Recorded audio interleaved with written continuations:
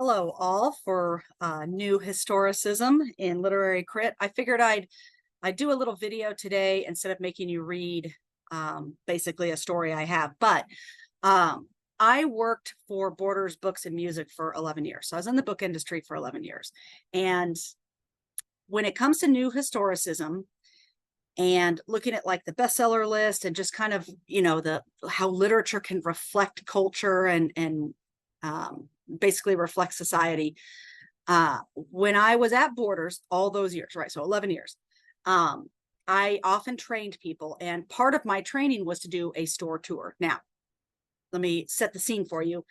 The store that I worked at was a big multi-level $10 million store in the Biltmore in Phoenix, if anybody's in Arizona. And it had gosh, I can't even remember how much stock we had, but it was 2 floors and it was massive. So this bookstore was very, very big.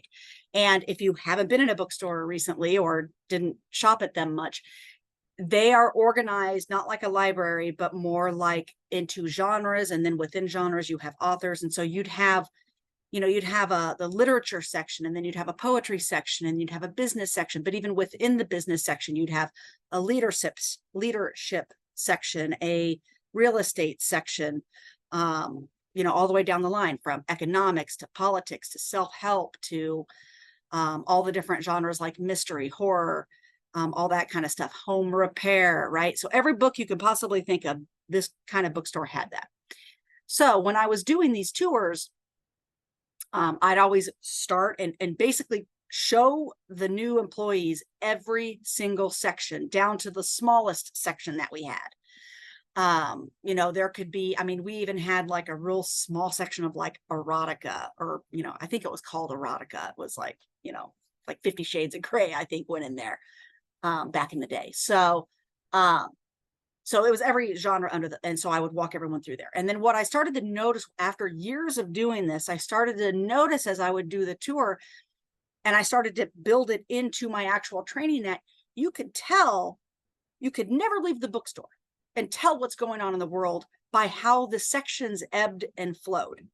So to give you an example, every year that there was an election, the poli-sci section would grow massively, right? So we would, and believe me, we all knew, because we'd have to adjust all the shelving, and you'd have to do these things, you have to shift all these sections to make up, because we would get all these books in and we'd have to stock them, and there wouldn't be room, right? So politics would grow and we'd have to rearrange the whole, floor for that. So you could tell when elections were happening because the politics. You could tell when the real estate bombed in 2008, because the real estate section was the largest section in business by far. It was probably 80% of the business section.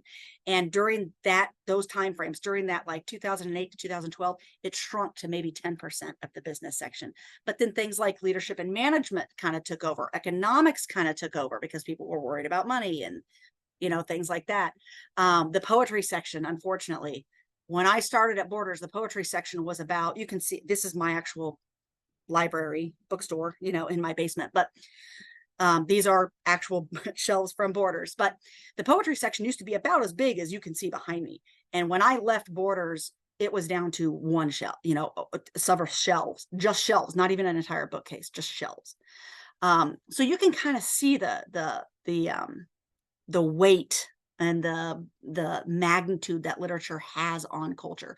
So I just wanted to share that story and not make you read that whole story. But in our talks about new historicism, it's definitely something that taught me to look at literature in a much more societal way. So anyway, see you all in discussion.